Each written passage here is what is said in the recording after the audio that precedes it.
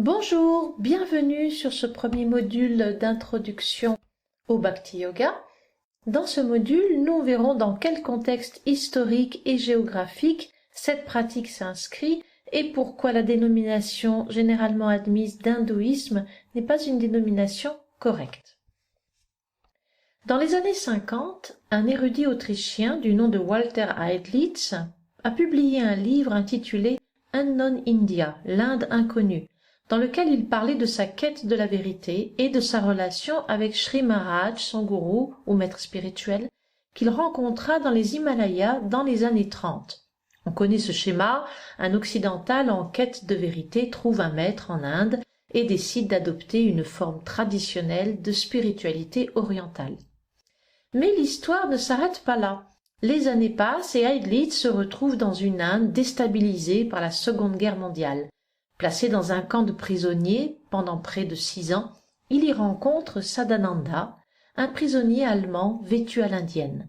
Se liant d'amitié avec Heidlitz, Sadananda lui fait connaître le Vaishnavisme, ou l'adoration de Vishnu ou Krishna, lui-même ayant été initié à cette tradition ésotérique par Srila Bhaktisiddhanta Sarasvati Thakur, un saint érudit du Bengale.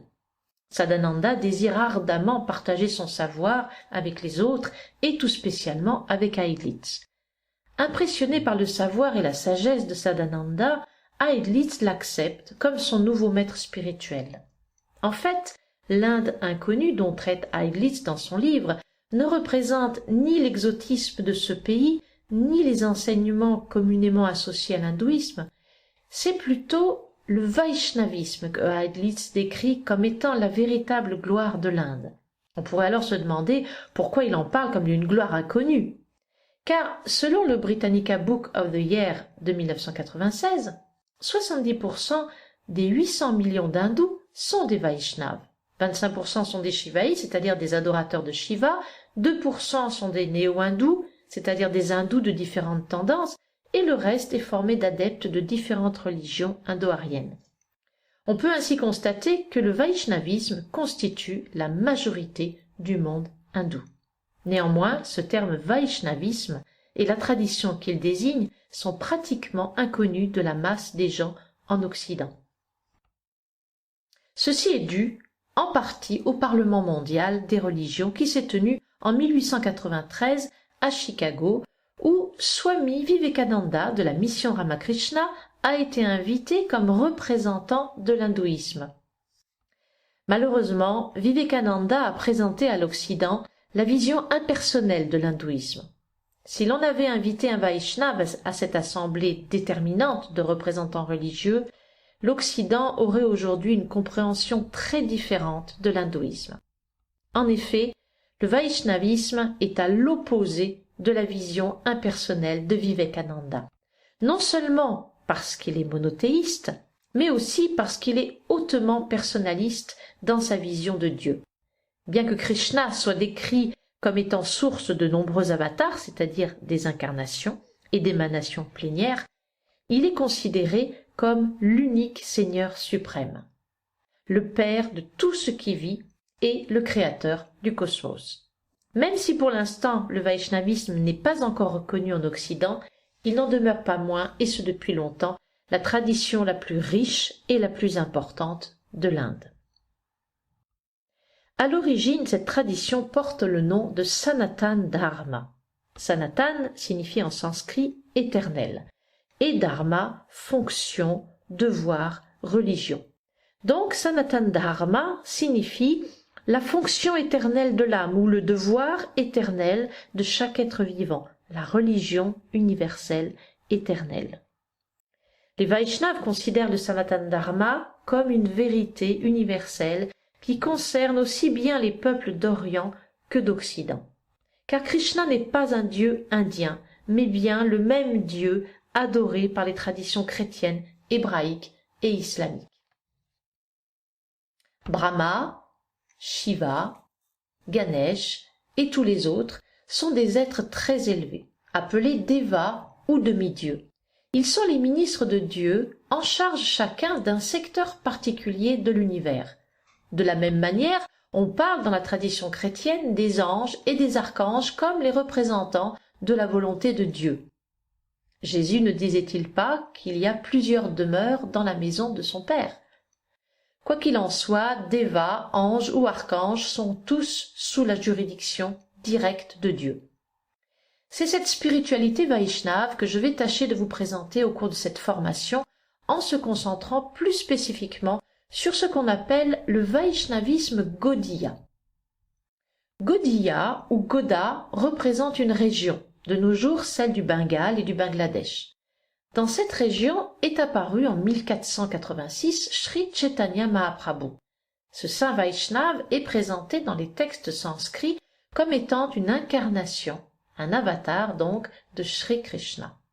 Cet avatar au teint doré, doté d'une beauté sublime, est venu, disent les textes, pour donner aux âmes conditionnées de cet âge de Kali, âge sombre de querelles et d'hypocrisie, une méthode transcendantale, un moyen puissant pour se libérer des misères de l'existence matérielle afin de retrouver le chemin de notre demeure originelle auprès de Dieu.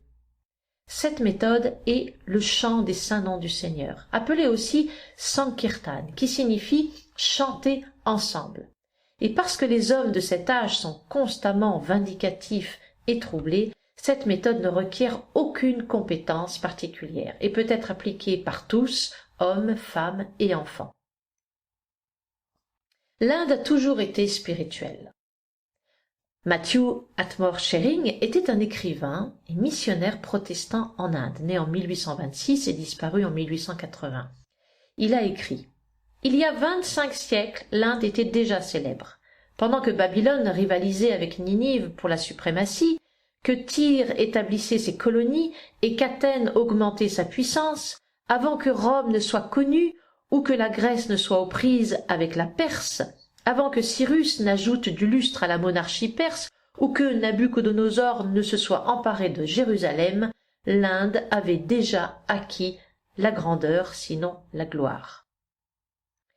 La spiritualité imprègne tous les aspects de la culture de l'Inde, que ce soit la vie familiale et sociale ou la politique.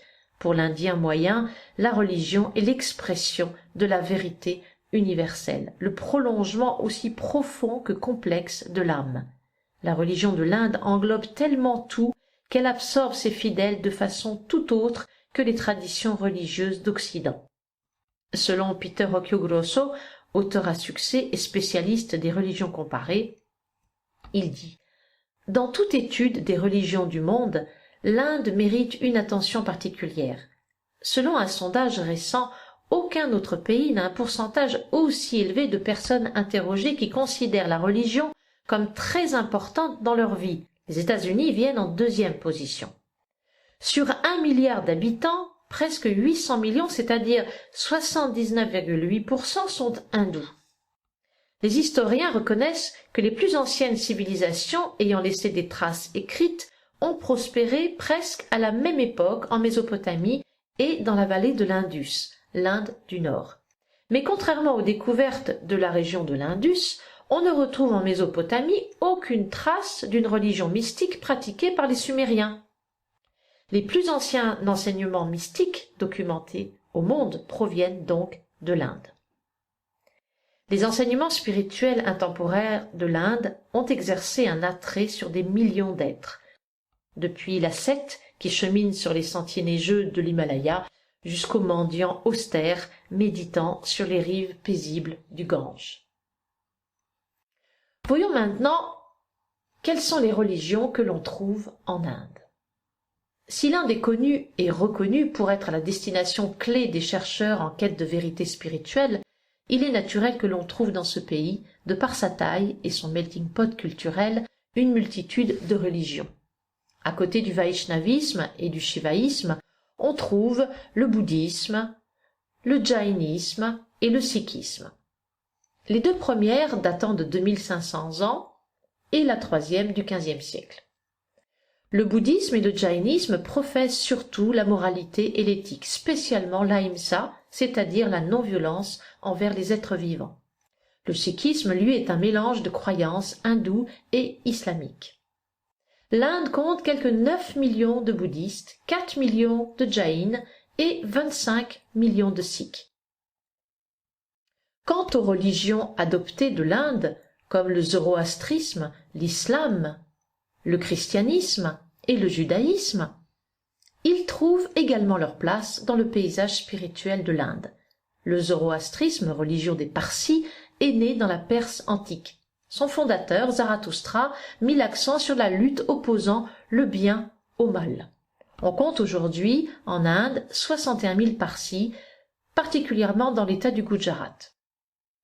Les dirigeants islamiques envahirent l'Inde au XIIe siècle. Avec un succès irrégulier au fil de nombreux siècles, les musulmans constituent de nos jours 14% de la population, avec 172 millions de musulmans, ce qui fait de l'islam la plus grande religion minoritaire du pays.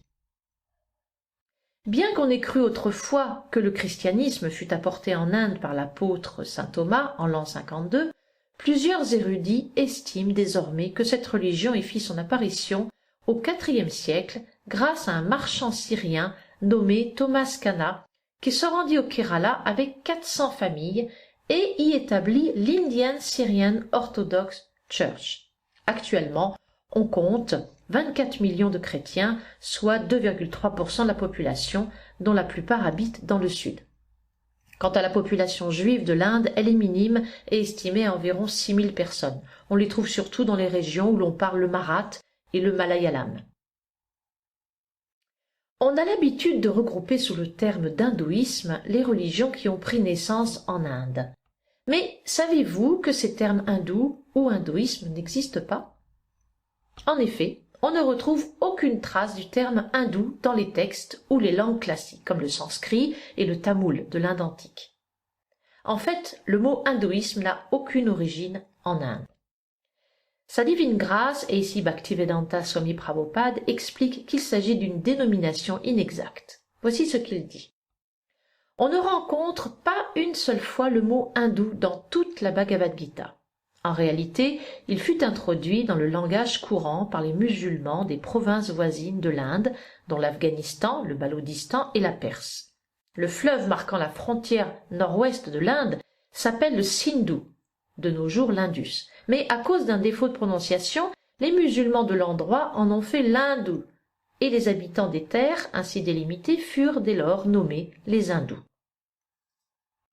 Cette idée est aussi exprimée par le professeur Chris Fuller, historien anthropologue spécialiste de l'Inde, qui souligne le fait que le mot hindou revêtait à l'origine un sens géographique et non culturel ou religieux. De plus, il montre l'usage pratique de ce terme pour séparer les musulmans des autres peuples de l'Inde. Le mot perse hindou vient de Sindhu, le nom sanskrit du fleuve hindou, situé aujourd'hui au Pakistan. Il désigne à l'origine un natif de l'Inde, le pays situé autour et au-delà de l'Indus. Quand le mot hindou ou hindou entra dans la langue anglaise au XVIIe siècle, il servait pareillement à dénommer tout natif de l'Hindoustan, l'Inde, mais vint graduellement à désigner une personne qui conservait la religion indigène au lieu de se convertir à l'islam.